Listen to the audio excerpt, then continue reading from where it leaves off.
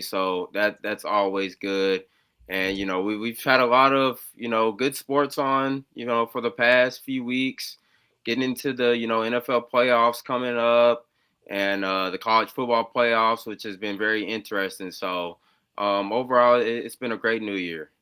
Love to hear that. It has been a good start with the sports in terms of college football playoff, but we're going to be getting into that. Glad you've got to have some good family time. JR, we'll see you're on your commute still right now, but how have you been? How was the New Year's week, and how are you feeling going into this weekend? Feeling good, man. Glad to get the show back up and running, all week long into the new year. Currently commuting, so might have a little bit of road noise in the background, but glad to be back. Football has been trash for us the last 2 days. I think Roman jinxed us with the whole one seeds and our top seeds with bye weeks, our extreme rest dropping. So we done lost a lot already.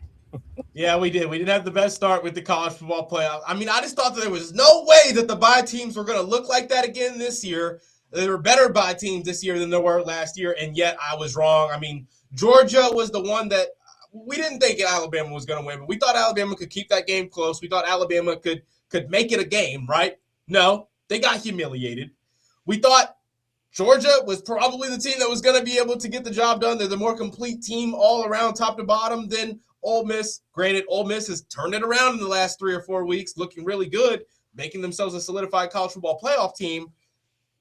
I mean, the Georgia gets the lead. They put a cushion, and then Ole Miss comes back. Georgia comes back, and Ole Miss still is able to find a way to win that one. Indiana being the only team to get rid of this bit of a curse that the bye teams have. I mean, a month off of football is a long time, even for college guys who are younger and they're all fit. Yes, it's time spent away from the field, time spent away from getting better with your brothers, and it is definitely proven to be a factor now in this college football playoff format. There's also a lot of bowl games on today. There's some bowl games that we talked about that went on over the last few days that we're going to get into today, fellas. But I want to take a step back and just overall take a good look over the things that we've been betting. We've been heavy on college football because a lot of the teams that we all like individually have been playing well this season. We are obviously all big NBA guys. But betting is more than just a day-by-day thing. There's ways to look into futures bets, there's seasons bets. And I want to ask you guys just what you're looking forward to most in this new year is in terms of teams, betting, sports. How do you guys want to go about attacking this new year and go about making money with these punches the best way possible? Philly, I want to ask you first. I guess I'm not really asking a set thing there, but ultimately, where do you think the ticket punchers, the direction for the ticket punchers in terms of leagues and teams, where do you think we are best suited, and where do you think we need to find some ways to start finding more punches? Yeah, I feel like we've done, pretty good in the player prop market. I think maybe our forte is, money line and spread bets in most of the different sports. But overall, I think we've been decent, but I just have a feeling, in this new year that we're going to get more tickets punched for y'all. Not that, we didn't, the end of last year. But, I think overall for us, it's more the money lines and spreads. We don't tend to get into too many totals. Maybe we could start, looking at a few unders on player props because, unders hit just as much as overs do. So, but yeah. Yeah, I think there's a lot of things that we have kind of missed out on in the last few weeks on the ticket punchers. We do a great job with pro player props, but I think there's still lots of different season-long props we're going to start taking a look into. We're going to I say all this because, JR, I want to look into the futures. We've took some futures this year. We've written some of them down. We've been trying to keep track of them. And, I mean, with the flip of the new year, I think when certain leagues, teams, and players start taking things more serious, that's the case in the NBA with the trade deadline coming up. And obviously teams kind of starting to get a real feel for who's good and who's not. It kind of leads into who's buying in, who's playing hard, and who's not. So I kind of want to ask you the same thing, JR. Where do you think the ticket punchers had some success, and where are you ready to go and find some more success this season with our official punches? Yeah, I was kind of looking back on, what we did accomplish just between October and, the first of the year. Individually, I think on our triple punch, we can start trying to get a little bit closer to as even kill as, right at 100 instead of going, sometimes, above minus 150, closer to 200. We can start getting a little bit more even so that our viewers can start taking the lines individually as straights.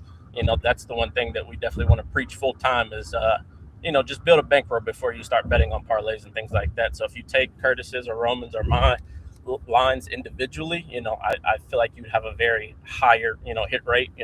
Roman's cooking, for several days, then Curtis is cooking several days, and then, I'm here and there always, but, take straights and then, pick 2 out of the 3. And then if you have a little bit of extra bankroll, then definitely take the parlay. So just because we post a triple punch, you don't have to play it as a whole entity, but we can also start getting a little bit lower on the odds so that people can, have confidence in taking those as well.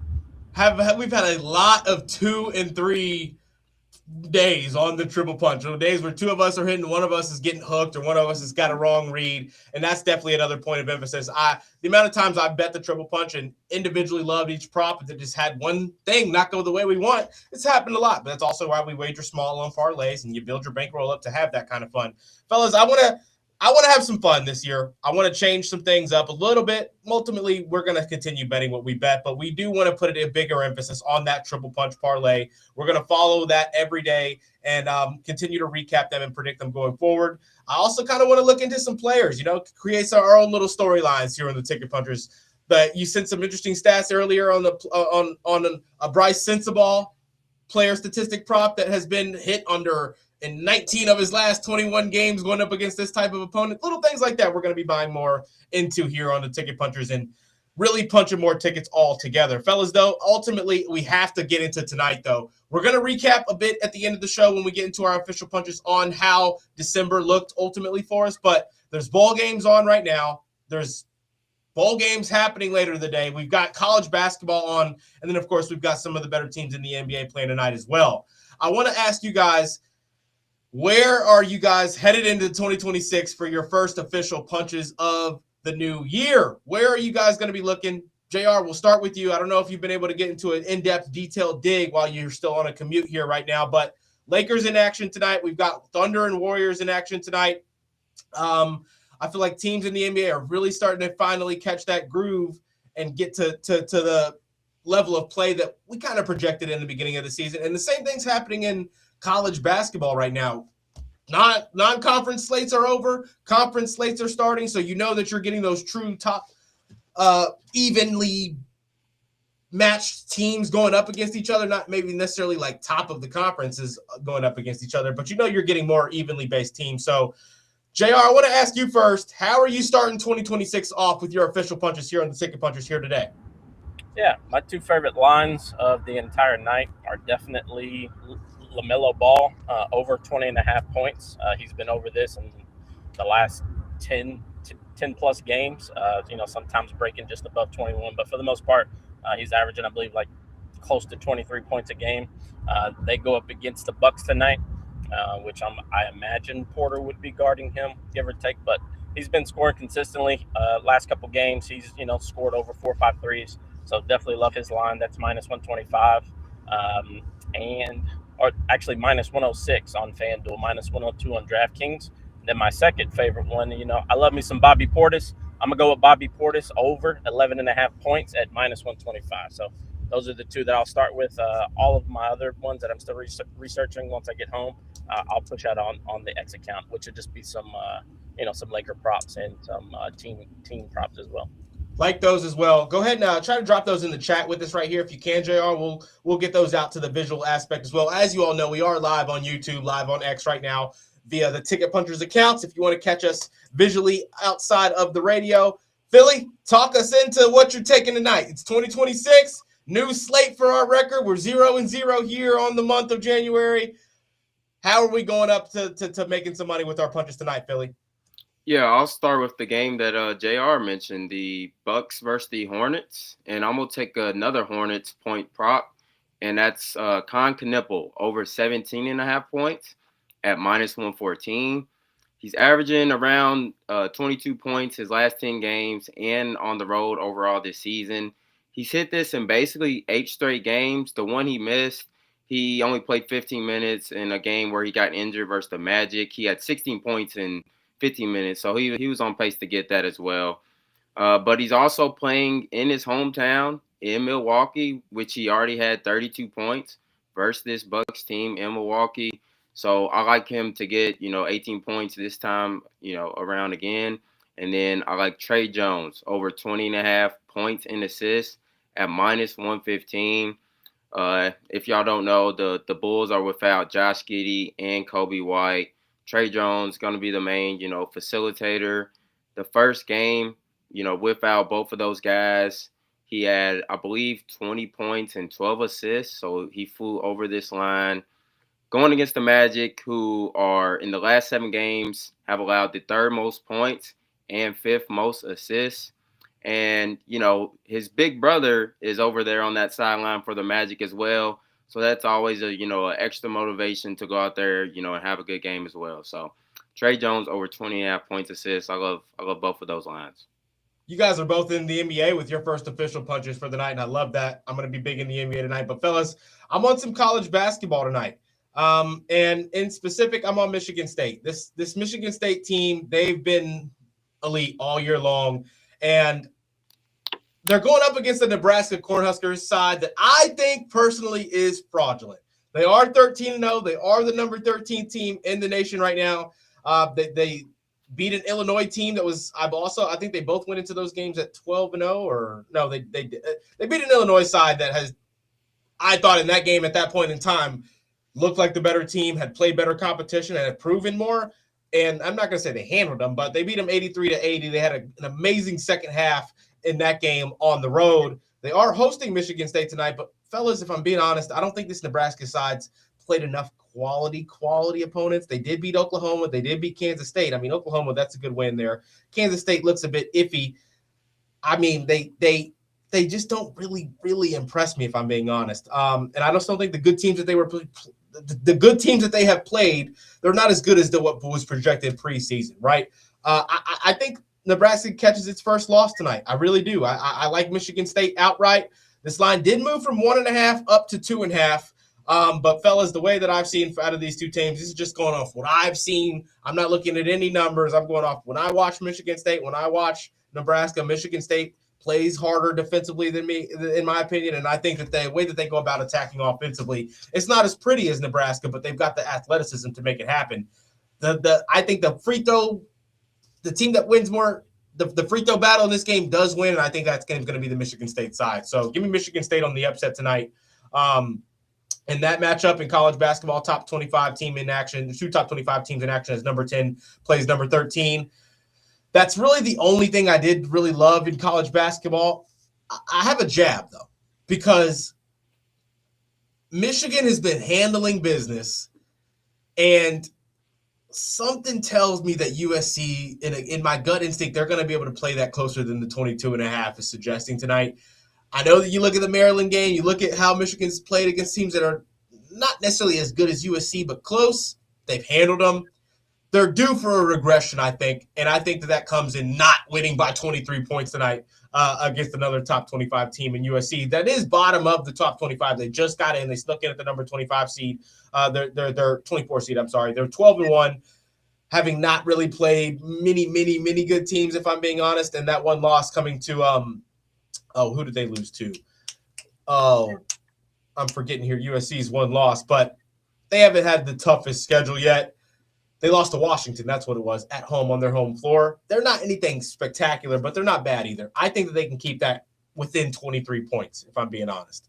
That's just a jab, though, because Michigan's scary. They can be scary good. They can be down 5 at halftime and still win a game by 18 points, as we've already seen. But that's just a official punch for tonight in college basketball and a quick little jab for tonight as well. Did you guys have anything in college, as we've got all these football games on, all these college basketball games on? I mean, Philly, I know there's a team total or a line somewhere within these spreads for this college football, because I know I've got a couple, but I was going to ask you guys first, are you taking any college football tonight with the 2 games we've got left with Arizona and SMU, and then Wake Forest and Mississippi State? JR, we'll start with you on those.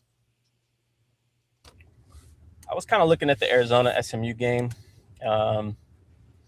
It's tough, man.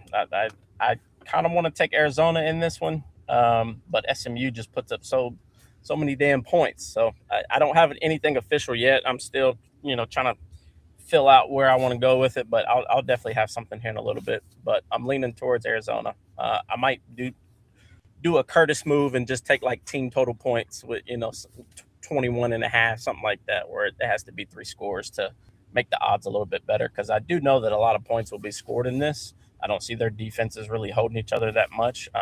Definitely thinking both teams will score over 22 to 23 points individually. So I just don't love SMU's -1.5, man, unless they just put up a barrage of points, which that's what they're known for, but don't know yet. So we'll see.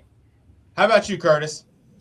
Yeah, I did have a college basketball bet that was earlier in the day between FIU and New Mexico State. I took FIU's team total, which cashed. And then I do currently have a play in the Navy-Cincinnati game that just started about over an hour ago, I believe. But I was on Navy -7.5.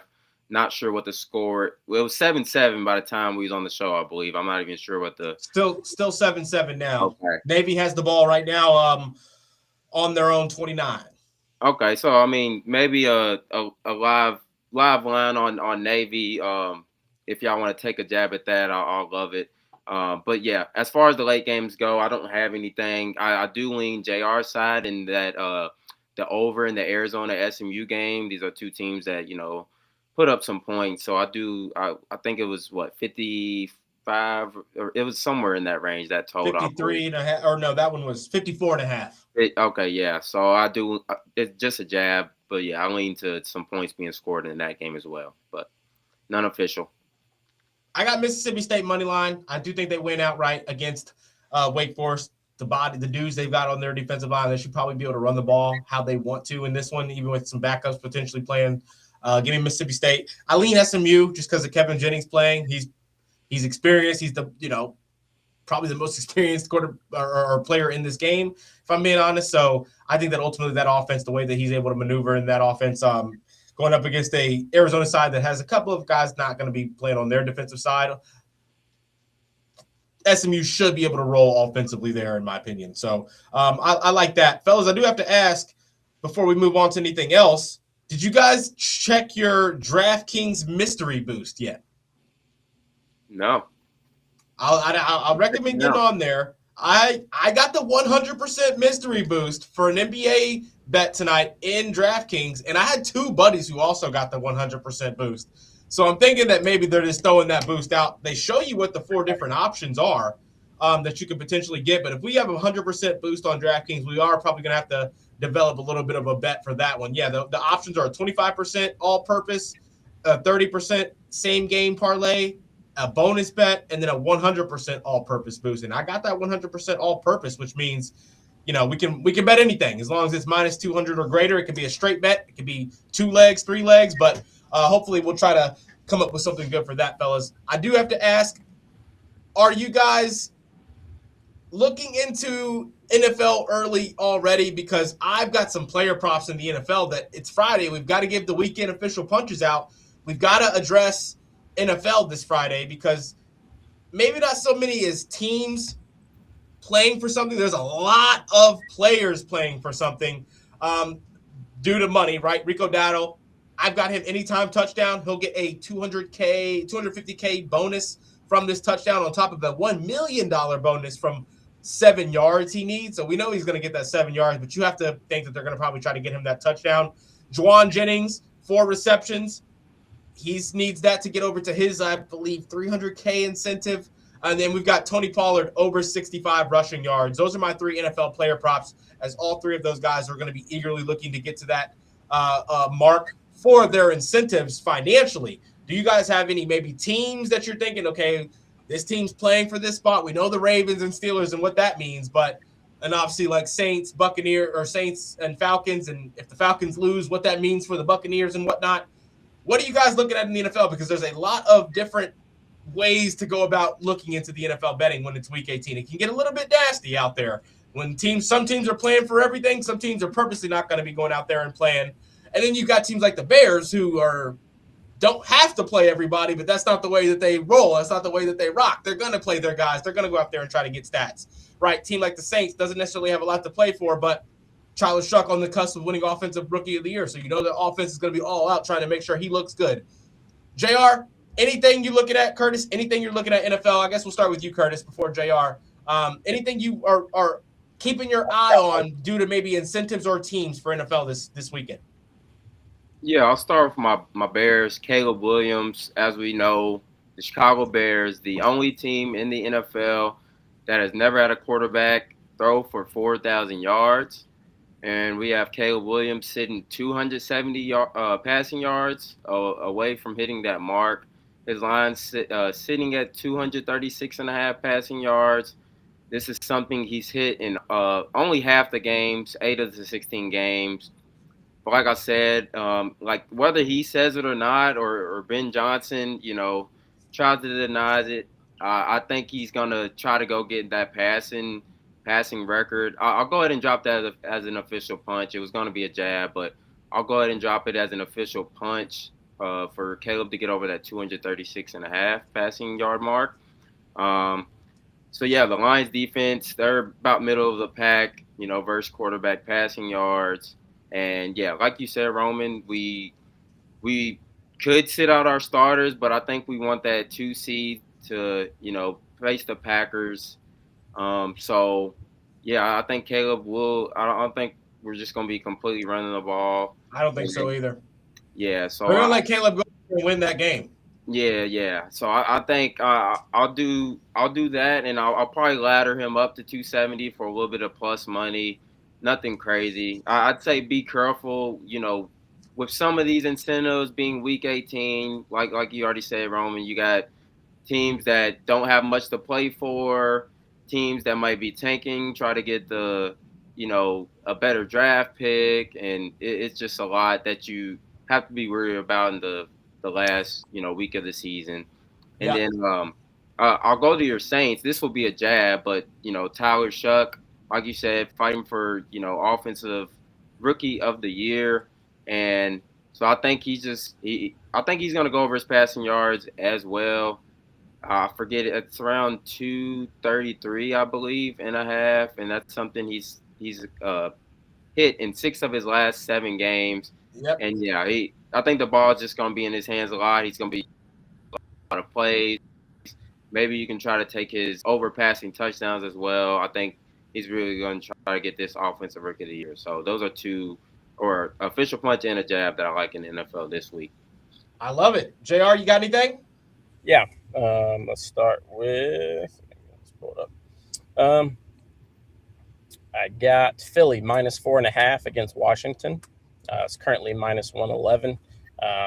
This is at home. I think the Eagles are going to finish the season strong. Looking at injury reports, they don't have too much going on, so not concerned. I think they close out strong going into the playoffs. I love LA minus 7 versus the Cardinals. Last time I checked it, it was minus 120. Looks like the odds are getting adjusted. The original line was set at 10.5, but I altered this down to 7. You can even take 8. In my opinion, 8 to 8.5 is still a really good spot.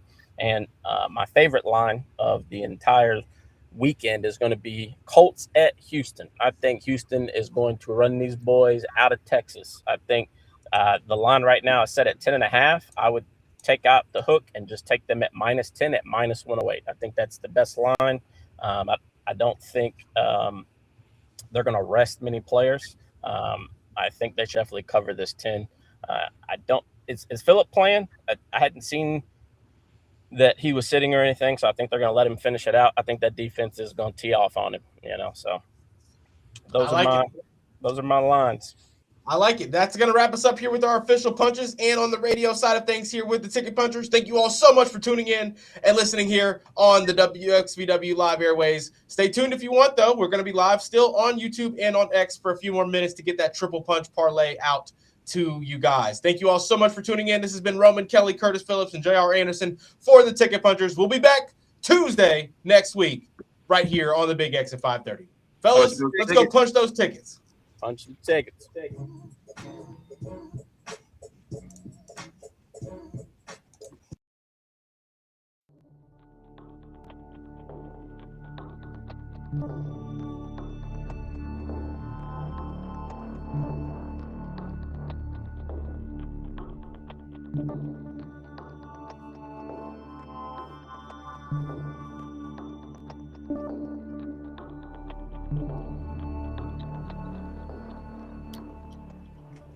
All right, guys, let's get that triple punch parlay out there to you guys. I've already got my piece ready, but I didn't know we didn't have enough time, obviously, to get it out on the live radio aspect of the segment. So we can get that out now, as we'll have some YouTube listeners and some X listeners to get that for. And then, of course, we'll tweet that out as well. But what are you guys thinking for our triple punch parlay for tonight? Curtis, let's whoever's ready, whoever's got theirs ready to go, we can get you guys to get yours to start off.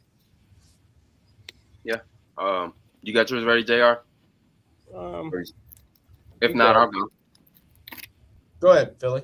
Yeah. I'll do Con Knipple. I know I took his points, but I'll take his 3 3-pointers made. I believe this is around minus 180, I want to say. Let me confirm that real quick. But I believe he's hit that in 7 or 8 straight games. He's hit four more threes in, I believe, 7 or 8 straight games. So I'm gonna take him to keep that streak going. Yeah, minus 180. I like it. I've been rocking with this prop for a little bit now, but y'all know, that boy Desmond Bane, he's been covering for us. He actually had a couple games where he wasn't, but he got back right. He's been back shooting correctly. I think Paulo getting back out there kind of relieves some of the pressure for him, and he's usually actually more efficient. The less shots, but a little bit more efficient here as of late. We're going 1 point over 21. I like the juice on the 21 plus, or over 20. I'm sorry. His current line sitting at 21.5, I believe, for the over-under. We're taking it watered down by 1 point for him to get that 21 points exactly. I think he gets well over 22 or 23 points, but with the way that the Chicago likes to get up and down and not really play a lot of perimeter defense all that much. Give me Desmond Bane on the 22-plus points here, or on the 21-plus points here for my triple punch, fellas.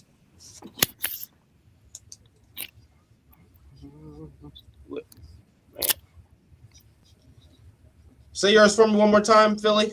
You had Con Knipple. I heard the odds on Con 3 plus 3s. Minus 180. I want to take a spicy one, but I don't want to lose it for us. It's not crazy. It's just his minutes are only 24, which is not amazing. We're gonna get that first one of the year, man. I was looking at Gary Trent Jr. points and assists. His line is only at 6, but I was looking at taking him at 9.5, which is plus 199, which is crazy to me. Because head to head, he averages 11.2 playing 24 minutes. Points and assists 9.5 plus 199. I would say even if we water it down to 6.5, it's minus 132. I'll go Gary Trent Jr. points and assists over 6.5 at minus 132 to be safe. That's crazy low. Crazy, dude. Like, I get it. Like, he's had 2 games. Like, if you look at these 2 games against Chicago, he scored 6, but I think something was going on where he was on minutes restriction, and then the next game he scored 9. But out of the last 5, he scored 11, 18, 13, 6, 9, and then the last one 10 on December the 29th. I mean, for plus 199, I would, for points and assists as a combo, I'd love that as a cover. Even though he's coming off the bench, normally I don't take guys that are not starting, but this one I'd say watered down because I think he definitely hits 2 threes, and then it's going to come down to whether he gets an assist or scores again, which I think in 24 minutes is definitely doable. And Giannis, I believe, still on his minute restriction too. So. Yeah. I know. I took Bobby. I know Bobby's going to have a good night with Bulls being his former team. So over 6.5 as the official. But if you want to be spicy out there, if you're still watching and listening, you can do the 9.5. I think he covers that for sure. I think he's due for a big night. Let's do it. First punch of the new year. I love it, fellas. Let's go punch it. Yes, sir. Did one of y'all build it? No, I just wrote them down. I'm not going to be able to do it now. All right. I'll say build it and just send it that way. I can screenshot it and post it. What else y'all got? It's all for the 9, honestly. Yeah, I'm taking Lakers money line Ooh. at Is home. Grizz. job playing? I believe so, but it's a back-to-back for him, isn't it? I think so. I think they played. Was Grizz? that last night when Ja played the night before last, right? When he went off for the 45. I don't think the Grizzlies played last night. They may have. Sure. I think it was a night ago, but still. Oh, they played on Tuesday. Yeah. Did you guys see Yeah, that's my own. Did you see that Edgecombe block yesterday? Yeah. No. Ridiculous. Yeah. It was on what was it, Williams? The guard with last name is Williams for the Mavericks. Might have been Hardy, actually. I know you're talking about. I don't know if it was Hardy or Williams, but his like eyes were above the rim. Had to punch on him. Then he stared at him. Another line I really like. I don't know how well y'all follow Washington, but Bub Carrington's line for 9.5 points is plus 100.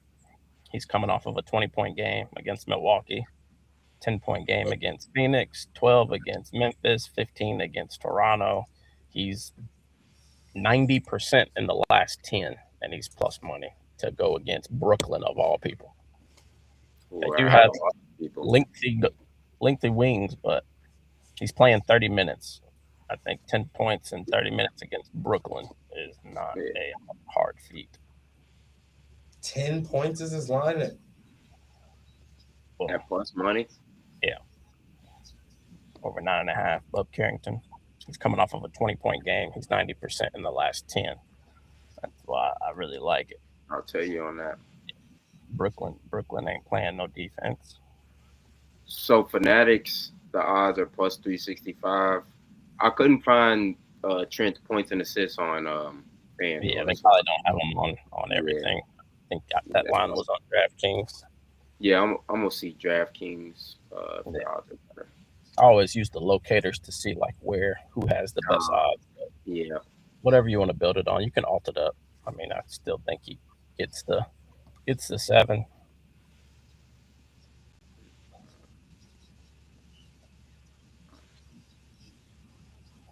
Everybody was taking Kristaps Porzingis since he's 5 of 5 and 90% in the last 10 to get 15 points. He's another one that's plus 104 for 14.5, which is kind of crazy to me going up against New York.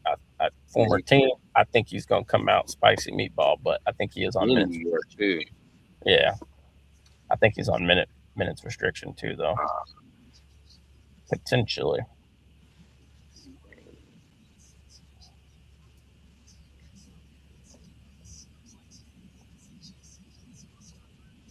See, on DraftKings, we can't take Bane for 21 plus, though. It's only 20 plus. That's so stupid. Yeah, I know. It goes from 20 to 23. It's like, what? Yeah, it's because everybody took that line. So they take it off. That's why I stopped using them. Mm-hmm. So, I mean, yeah, Fanatics are probably the only book we can buy. 365. Maybe that's a sign. 365. Some really good lines tonight. Really good lines. I lean San Fran tomorrow. Underdogs. Yeah, I was looking at the over. I definitely think that's going to be a scoring game. Yeah. I was looking at some of the insights on it. What was it that I saw? What's that game at? I think they won home field advantage throughout the playoffs. Try to go to Super Bowl at home. Oh yeah.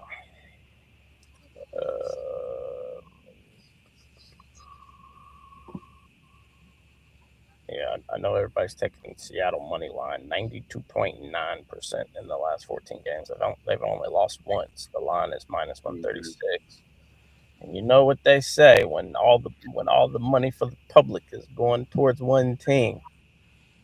Boy. The red phone will ring. Mm-hmm. Correct. What's the spread? I think the the stat I saw was on the spread about San Fran being at home.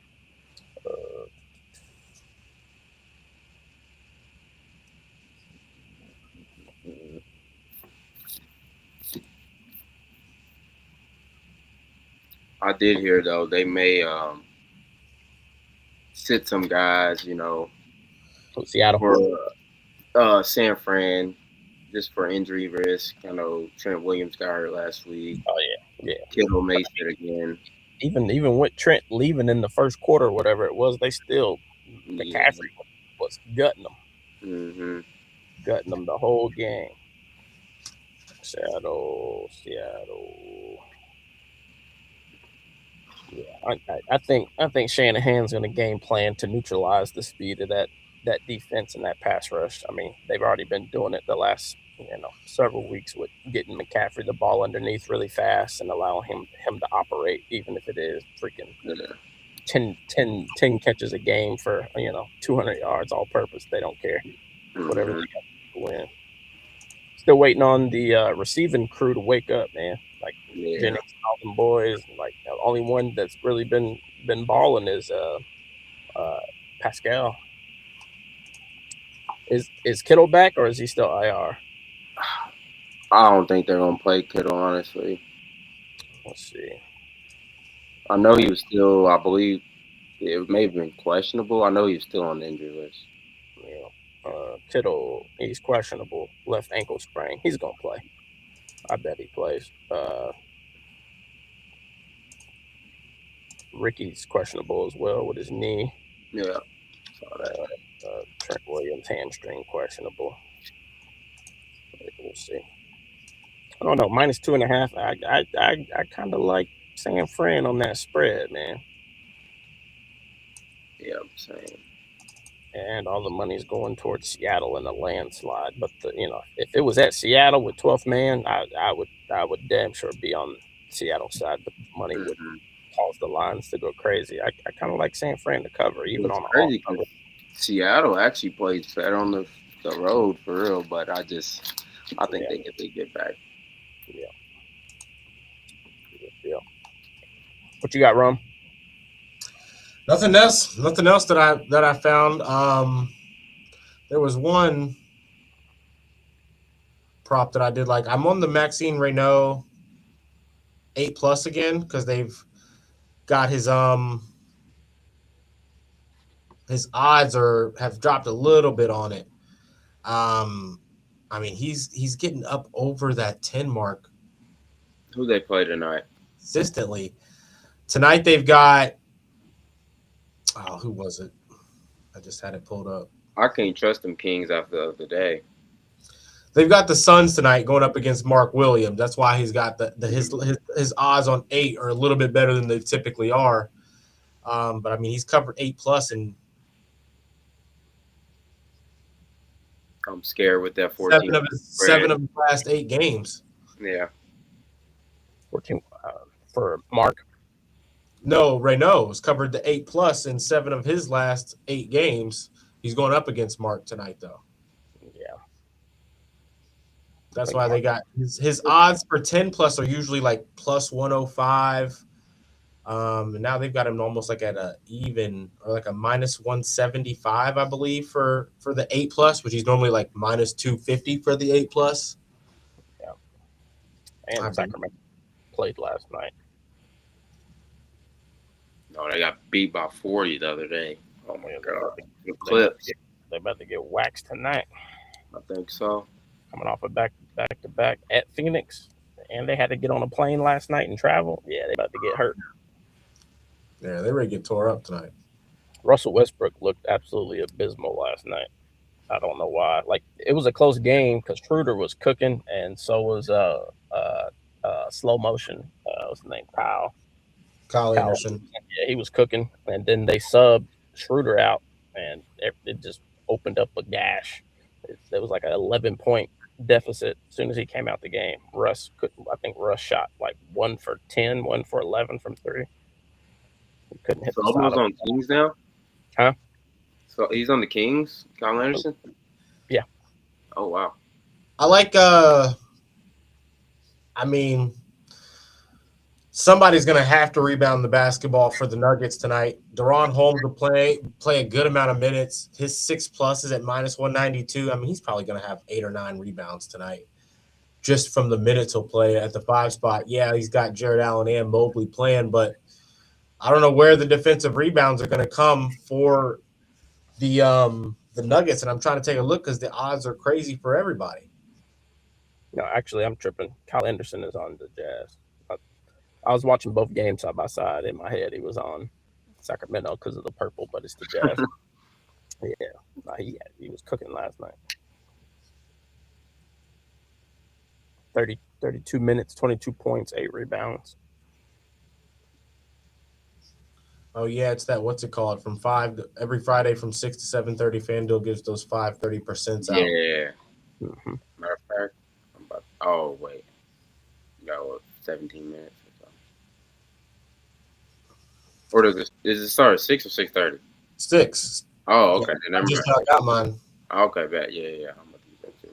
I got 5 of them, but I got a made 2+3s parlay that are cooked up. How many people on it? 10. Jesus. you knew it was going to be 10 for $10 to win $13,000. Jeez. What we got? We got Cedric Coward. I like it. Lug Dort. Wait, this is 3+3s or 2+? 2+. 2. Oh, okay. I like that better. 2 even. Here's the controversial one. I think he bounces back tonight. Russell Westbrook. That's plus 5,000 right there. I'm joking. When he shoots 2 for 6 tonight, yeah, I like it. Hey, listen, I love it. He's gonna hit 2. Shaden Sharp, that's the heaviest negative one. So I'm confident in that one. Bobby Portis, he's hitting 2. Vucevic, Chicago. He's shooting enough. I don't know if he's making 2. Yeah. Zachary Ricochet, however the hell you say his name, I always mess it up. Dean Wade, Pascal Siakam, and Carlton Carrington. Okay. That ain't bad. That's what I'm saying. Like it seems right for one of them. Yeah. One of them $10, $13,000. Not even I'd probably put 5 on it. That's your Lazard guy. Why not parlay right there? Yep. Why not?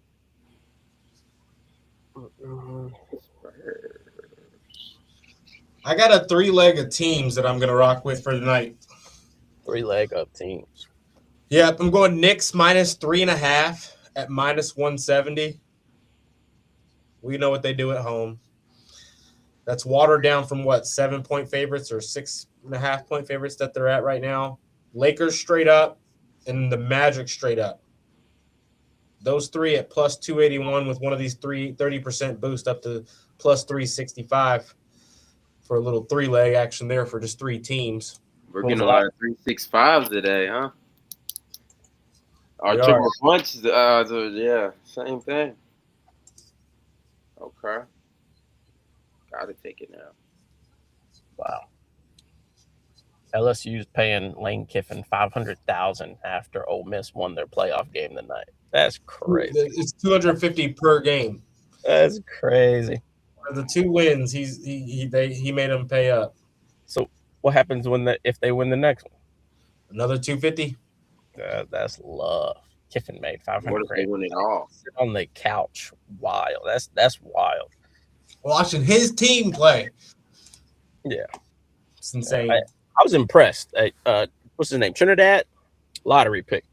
Hey, he's cold. Lottery pick. Like I haven't seen that mental calmness in a long time, bro. Like he played great against Georgia the first time though. Bro, in every clutch moment, he looked unfazed. How tall is he? Was he like 6'3"? He had the one play there at the end where they're forcing him to run a play to try to get closer into field goal range where he wanted to throw a pick. Yeah, he just kept going it out the whole game. Yeah, that's because the only route tree that they were running was freaking Diggs. To the outside, yeah. Diggs and He out. knows what you're doing. Yeah, he almost threw a pick on the one. The dude laid out for it. Yeah, Got a I hand put that on the coach. The coach. Like, why are you telling him to go and ask him to throw it to the defense? If anything, do play action and throw it to your running back in the flat. Like that. That's the the old school Drew Brees. Peyton Manning. But yeah, dude, he's solid. I don't know what his height and weight looks like, but dude, watching him play, I was like, I haven't seen this in a minute. Like he look NFL ready, and they run a pro style offense, but he's solid. He's nice. D3 star right there too. Yeah, because he has another year left, another 2 years. He's not a freshman. I think he has another 2 years. He transferred, right? Yeah, he played D3 for some years. Yeah, that's what I thought. I'm not for sure what his status is. I mean, y'all see Louisville football? What, Brown transfer? Well, everybody. I think we're gonna have a new starting 11 on offense. Not looking bright. Yeah. I'm scared Brown's going to, honestly. To where? I don't know. I don't think he is, but the fact that they haven't said anything yet is weird. I thought if he was leaving, it was going to be Penn State and then Michigan, and now that they done moved off of him. Now there's not a job better than Louisville. Yeah, that's what I'm saying. Like I don't think. Yeah. I think we're BSing and not putting the dollars where our mouth is on the NIL side and on the contractual side. Yeah. But all right, fellas, I got to get out of here. Got dinner with the moms. If he waits about 2 more years, Alabama gonna be open. Yeah, definitely. For sure. Fellas.